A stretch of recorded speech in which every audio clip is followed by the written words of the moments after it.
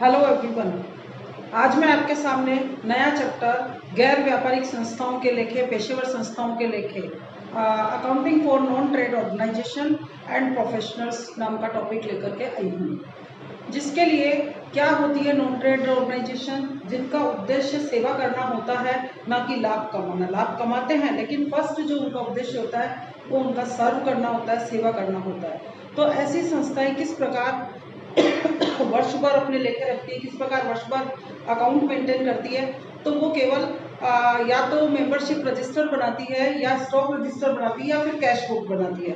उसकी सहायता से हमें फाइनेंशियल अकाउंटिंग जो बनाने होते हैं उनके नाम है receipt and payment account, income and expenditure account and balance sheet. Receipt and payment account यानी कि प्राप्ति और भुगतान खाता, इनकम एंड एक्सपेंडिचर आय व्यय खाता। Receipt and payment account is equal to cash book, जैसे हम कैश बुक बनाते हैं बिल्कुल वही उसका तरीका है, और इनकम एंड एक्सपेंडिचर बिल्कुल प्रॉफिट एंड लॉस अकाउंट जैसा है। बैलेंस शीट के बारे में आप काफी कुछ जानते हैं, इससे रिलेटेड कुछ नई चीजें मैं आपको यहाँ पर बताने जा रही हूँ। जैसे सबसे पहले हम लेते हैं कुछ रेवेन्यू नेचर की, आयकर प्रकृति की मदें, जिसमें सबसे पहले हम लेते हैं सब्सक्रिप्शन, चंदा। ये एक संस्था के लिए इनकम होती है, इसे दिखाया जाता है इनकम एक्सपेंडिचर अकाउंट के क्रेडिट साइड में। लेकिन इसको करने का तरीका क्या रहता है, हमारे क्वेश्चन के अंदर ड्यूरिंग द ईयर सब्सक्रिप्शन जो रिसीव हुआ होता है उस अमाउंट को लेना है। उसके बाद में इसमें हम जोड़ते हैं करंट ईयर सब्सक्रिप्शन आउटस्टैंडिंग जो भी है, एंड लास्ट ईयर का एडवांस ये भी जुड़ता है। इसके अलावा लेस होता है पिछले साल का आउटस्टैंडिंग लास्ट ईयर का, और लेस होता है करंट ईयर का एडवांस। ये चीजें आपको ध्यान में रखनी है। स्पेशली हम इसको कहें तो करंट ईयर से रिलेटेड है तो जुड़ेगा, और किसी वर्ष का है तो हमें उसे लेस करना होता है। ये हमें विशेष रूप से ध्यान रखना है। मैंने एक एग्जाम्पल यहाँ पर लिखा है, मैं उसकी सहायता से आपको बताती हूँ। फिर से इसको कैसे दिखाएंगे, यहाँ पर दे रखा है 16 एंड 17, आपको कहा जा रहा है 31 मार्च 2017 को बनाओ। पहले तो ईयर डिसाइड हमें करना सीखना पड़ेगा। तो हमारा करंट ईयर हुआ 1 अप्रैल 2016 से 31 मार्च 2017, यानी 16 और 17 हमारा करंट ईयर हुआ। तो लास्ट ईयर क्या हुआ, 15 और 16, और आने वाला साल नेक्स्ट ईयर कौन सा होगा, 17 और 18।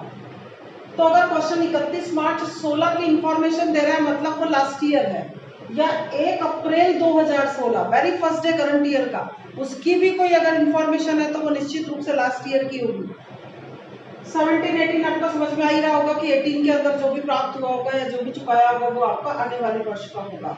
तो इसमें कैसे आपको ये इंफॉर्मेशन, ये लास्ट ईयर की इंफॉर्मेशन होगा, ये करंट ईयर की इंफॉर्मेशन है। ड्यूरिंग द ईयर बताया है 1,62,500 रुपए का चंदा प्राप्त हुआ। तो यहाँ पे सबसे पहले लिखेंगे सब्सक्रिप्शन रिसीव्ड 1,62,500। अब इसमें क्या जोड़े क्या घटाएं, यहाँ बोलना है जब बोलेंगे लास्ट ईयर, वहां बोलना है जब करंट ईयर। तो लास्ट ईयर का आउटस्टैंडिंग सब्सक्रिप्शन हमें घटाना है। लास्ट ईयर 12,000 रुपए है, इसको हमने लेस कर दिया। इसके बाद उधर देखते हैं तो करंट ईयर का आउटस्टैंडिंग ऐड करेंगे, आउटस्टैंडिंग सब्सक्रिप्शन करंट ईयर 10,000, 1,60,500। इसके बाद पिछले साल का एडवांस ये भी ऐड होता है क्योंकि वो इस साल से संबंधित है। Subscription received in advance last year 1,100,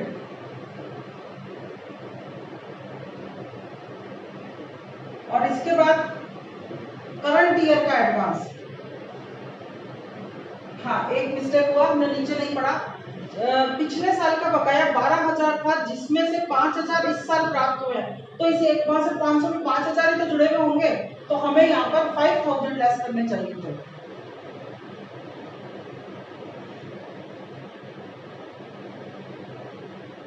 फिर 10,000 जोड़ा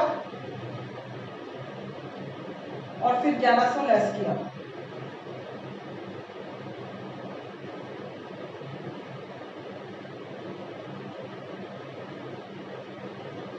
इसके बाद करंट ईयर का एडवांस, ये भी लेस होगा 2500।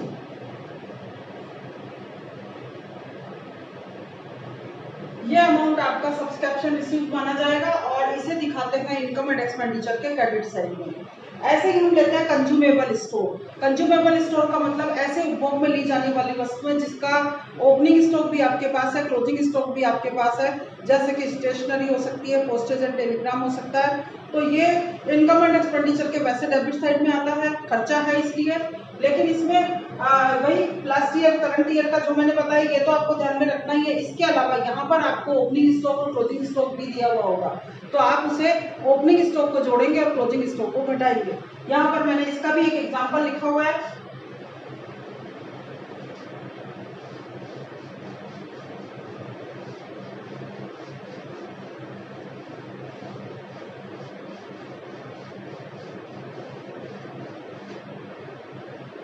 स्टेशनरी का है ये, तो during the year stationery paid 25,000। तो पहले स्टेशनरी पेड 25,000। अब देखते हैं हमारा ईयर जो हुआ 31 मार्च 2017 है, तो 1 अप्रैल 2016 यानी शुरुआत पहला दिन का, तो ये लास्ट ईयर का माना जाता है। ओपनिंग स्टॉक है, इसको जोड़ना है, ऐड ओपनिंग स्टॉक 5,000, 30,000 हो गया। इसके बाद लास्ट ईयर का कोई बकाया है, आउटस्टैंडिंग क्रेडिटर्स, क्या करेंगे, लेस करेंगे। इसके अलावा करंट ईयर का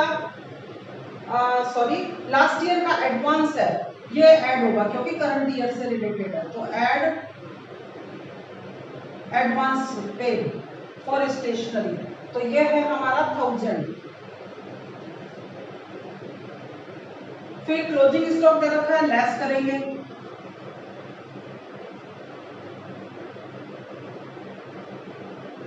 क्लोजिंग स्टॉक है 3000, तो आया 28,000। इसके बाद है करंट ईयर का आउटस्टैंडिंग सब्सक्रिप्शन, ऐड होगा आउटस्टैंडिंग सब्सक्रिप्शन 1200, तो ये आया 29,200। और एडवांस लेस होगा, करंट ईयर का है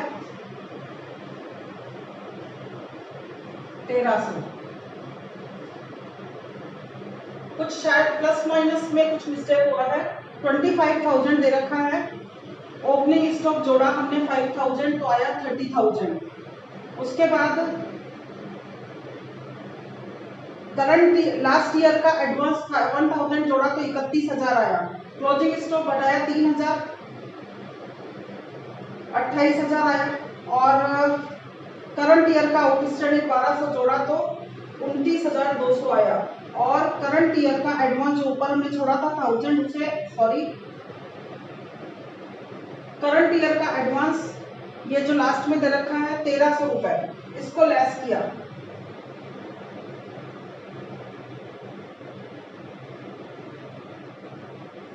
जो भी है कैलकुलेशन में कोई मिस्टेक हो तो चेक करें।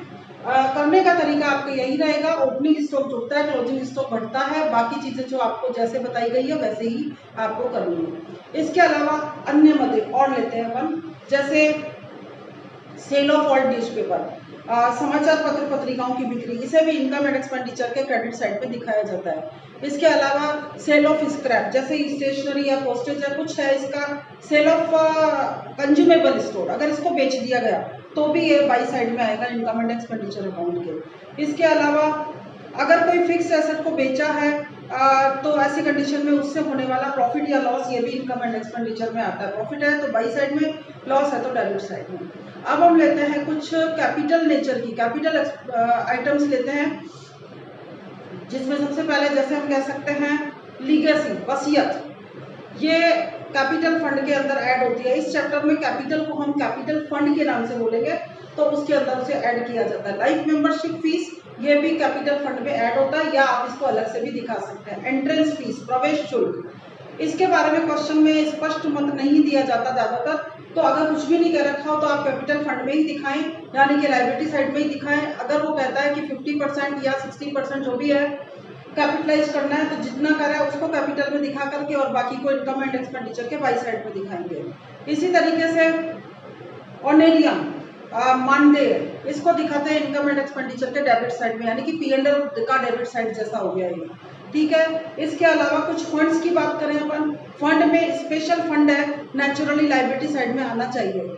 उससे संबंध जैसे प्राइस फंड है, कोई स्कूल ने प्राइस फंड बनाया, उसको आप लाइबिलिटी साइड में दिखाएं और उसमें से अगर कुछ एक्सपेंसेस अगर हो रहे हैं तो वो उसी में से लेस करेंगे।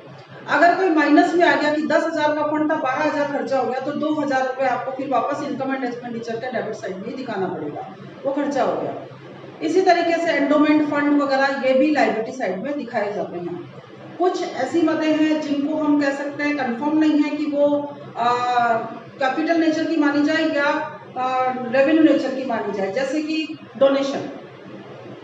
क्वेश्चन में कोई इंस्ट्रक्शन नहीं है तो डोनेशन को रेवेन्यू मानते हुए और इनकम एंड एक्सपेंडिचर के क्रेडिट साइड में दिखाएंगे, लेकिन कोई विशिष्ट उद्देश्य के लिए डोनेशन आया तो उस उद्देश्य के लिए आया है, इसलिए उसको फिर बैलेंस शीट के लायबिलिटी साइड में हम दिखाएंगे।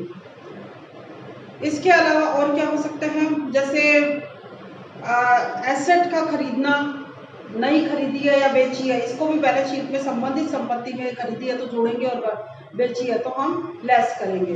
क्वेश्चन किस तरीके से एग्जाम में आता है, छोटे छोटे टिप, इस तरह के क्वेश्चन तो बनेंगे ही बनेंगे। इसके अलावा आपके सामने रिसिप्ट एंड पेमेंट अकाउंट बना हुआ होगा, नीचे अदर इन्फॉर्मेशन होगी, हो सकता है पिछले साल की बैलेंस शीट बनी भी आ जाए, हो सकता है आपको बनानी पड़े। आपको कहा जाएगा इनकम एंड एक्सपेंडिचर अकाउंट बनाइए और बैलेंस शीट बनाइए। ये मैं कंप्लीट क्वेश्चन आपको एक एग्जांपल से बता दूँ। एक क्वेश्चन बनाया मैंने जिसमें सारी इन्फॉर्मेशन कोशिश करूंगी आपको समझा सकूं। और हमारे सामने ये रिसिप्ट एंड पेमेंट अकाउंट बना हुआ है, नीचे अदर इन्फॉर्मेशन है, इसकी हेल्प से हमें इनकम एंड एक्सपेंडिचर और बैलेंस शीट बनानी है। कैसे बनाते हैं आप देखिए।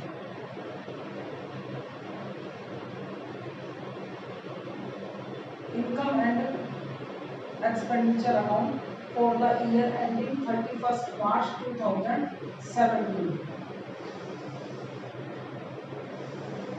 P&L की जैसा होता है तो ये एक्सपेंस अमाउंट मतलब expenditure amount, income and amount. करना कैसे है, यहाँ से एक एक चीज को देखेंगे। ये रिसिप्ट एंड पेमेंट अकाउंट है, इसमें इनकम इस तरफ है, खर्चे उस तरफ है।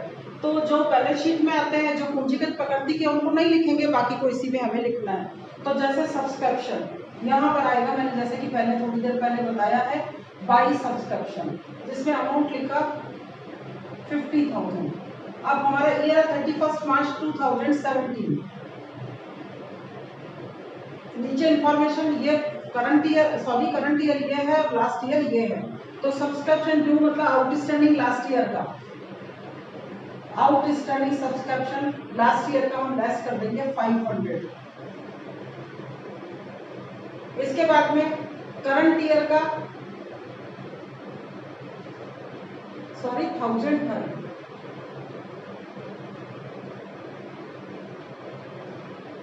तो 49,000। इसके बाद करंट ईयर का आउटस्टैंडिंग 500, तो आया 49,500। इसके अलावा एडवांस लास्ट ईयर का ऐड होगा 500, 50,000 और 1,000 करंट ईयर का एडवांस है, इसको लेस कर देंगे तो ये आ गया 49,000। ठीक है, अब आगे चलते हैं। डोनेशन फॉर फेट, मेले के लिए, फेट के लिए कोई डोनेशन आया, इसे आयव्यय प्रकृति का माना जाता है। और अगर हम चाहें तो इससे संबंधित खर्चे और आय को इसमें जोड़ के खर्चों को घटा करके भी यहाँ पर दिखा सकते हैं, पर मुझे लगता है कि हम इसे अलग अलग दिखाएंगे तो हमारे लिए ज़्यादा ठीक रहेगा। तो by organising donation for fete 13,500। Interest on investment, कोई इन्वेस्टमेंट पर ब्याज प्राप्त हुआ है, 8% इंटरेस्ट था, तो 8,000 लिखा हुआ है यहाँ पर। प्रोसीड फ्रॉम फेट, कुछ प्राप्तियां हुई होगी,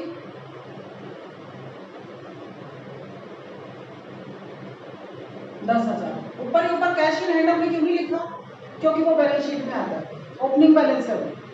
अब उस तरफ जाते हैं सैलरी। तो टू सैलरी। नीचे इंफॉर्मेशन में से देखते जाएंगे, कोई इंफॉर्मेशन होगी तो वो यहाँ पर एड लेस जो भी होता होगा वो करना है। 5000 sundry expenses 500 payment for medicine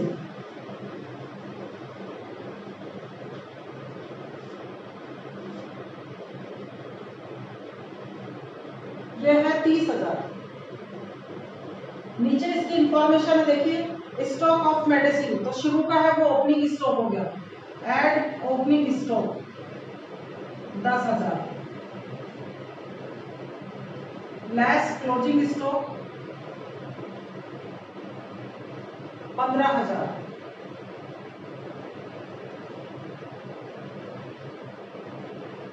उसके बाद में payment due to medicine supplier मतलब आउटस्टैंडिंग है, ये लास्ट ईयर का आउटस्टैंडिंग लेस करेंगे। आउटस्टैंडिंग क्रेडिटर 8,000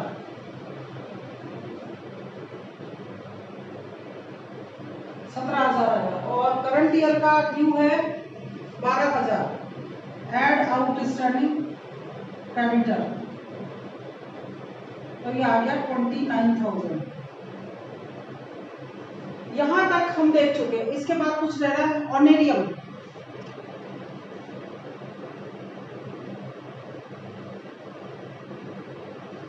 ऑनरेरियम है 10,000, इसी में आता है। मशीनरी परचेज इसमें नहीं आता, ये बैलेंस शीट के एसेट साइड में जाएगा। फेट एक्सपेंस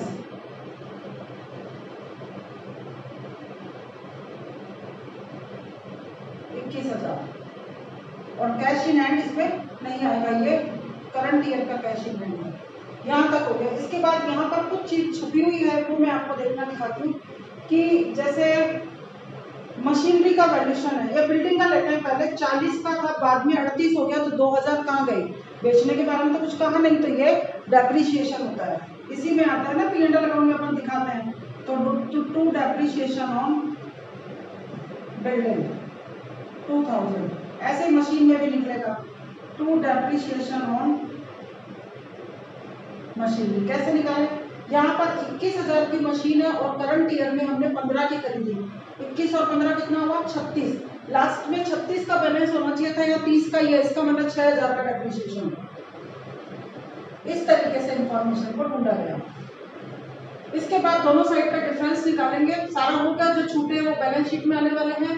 यहाँ पर हमने डिफरेंस निकाला और डिफरेंस अगर क्रेडिट ज्यादा है तो प्रॉफिट है, प्रॉफिट को सरप्लस कह सकते हैं या excess of income over expenditure, और अगर लॉस होता है तो बाई साइड में डेफिशिएंसी या excess of expenditure over income. तो यहाँ पर मैं सरप्लस लिख रही हूँ। इसका आंसर मैंने नोट किया हुआ है 4500 रुपये आएंगे टोटल बराबर करते हैं। ठीक है। इसके बाद में हमें बैलेंस शीट बनाने के लिए और कहा गया है, तो बैलेंस शीट बनाने के लिए क्वेश्चन में कैपिटल होना जरूरी है, जो हमारे पास क्वेश्चन में कहीं नजर नहीं आ रही है। तो हमें क्या करना चाहिए? ओपनिंग बैलेंस शीट बनानी है एक, यही बना देते हैं।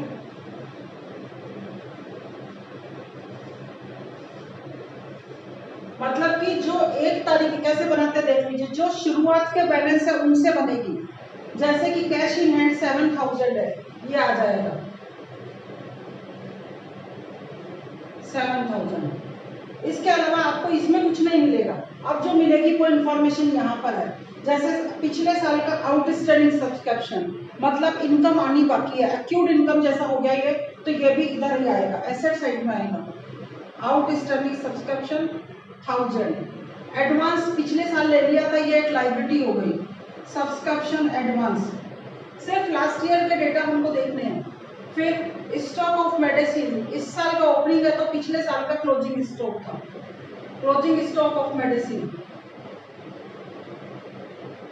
आउटस्टैंडिंग क्रेडिटर, कोई ड्यू है, लायबिलिटी होगी। पिछले साल मशीनरी हमारी थी 21,000 और एक बिल्डिंग 40,000। एक चीज और है जो यहाँ पर नहीं दे रखी है, हमें करंट ईयर में इंटरेस्ट रिसीव हुआ 8,000 का, ये रहा ये कैसे मिला? यहाँ पे लिखा हुआ है इंटरेस्ट ऑन इन्वेस्टमेंट 8% और 16-17 का है। 8,000 का आपने ब्याज लिया तो इसका मतलब पिछली साल आपका इन्वेस्टमेंट रहा होगा। कैसे निकालेंगे? 8 रुपए किस पे मिल रहे हैं? 100 रुपए के ऊपर। तो कैसे निकाल सकते हैं? 100 पर मिल रहा है 8, सॉरी हमें इंटरेस्ट चाहिए ना, इन्वेस्टमेंट ढूंढना है। 8 रुपए इंटरेस्ट है तो इन्वेस्टमेंट का 100 एक है तो 100/8 इंटू 8,000 है तो कितना? 100/8 इंटू 8,000 से निकलेगा तो 1 लाख। अब इसका जो भी डिफरेंस आएगा वो आपका कैपिटल फंड हो जाएगा। ये डिफरेंस आपका आ रहा है 1,70,500। अब हम बनाएंगे करंट ईयर का बैलेंस शीट। मैं इसे मिटा लेती हूँ।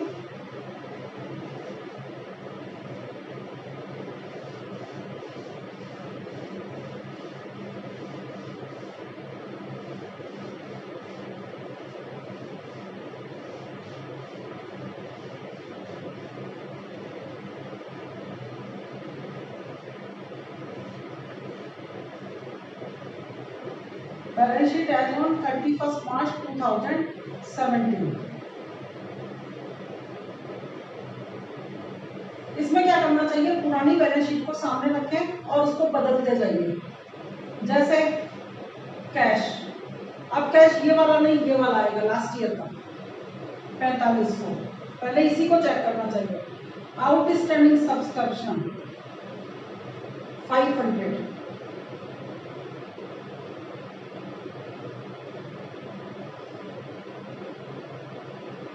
एडवांस सब्सक्रिप्शन लायबिलिटी होती है ये।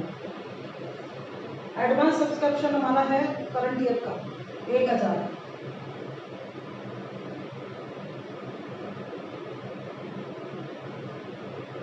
क्लोजिंग स्टॉक ऑफ मेडिसिन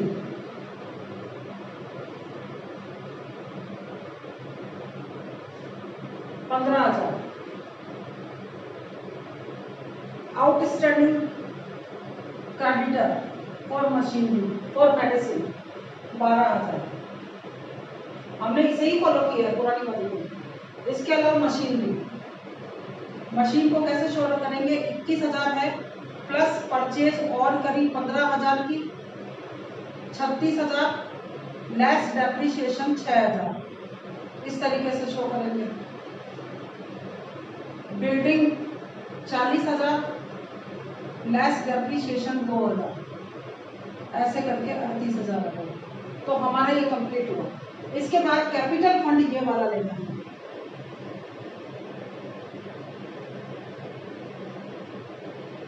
एक 70,500, इसमें सरप्लस को जोड़ देंगे 4500,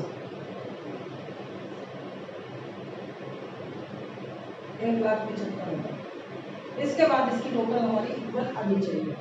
तो यह है आपका रिसिप्ट एंड पेमेंट अकाउंट की सहायता से इनकम एंड एक्सपेंडिचर और बैलेंस शीट बनाना। बच्चों, आप लोगों को उम्मीद करती हूँ पसंद आ रहा होगा। कोई भी डाउट आए तो प्लीज़ आप मुझे कमेंट बॉक्स में आकर के और दीजिए, मुझे इन्फॉर्मेशन मिलेगी, उसी हिसाब से मैं इसमें बदलाव कर सकती हूँ। और please like share and subscribe करना ना भूलें। ज़्यादा से ज़्यादा इसको वीडियो को लोगों को भेजिए। Thank you.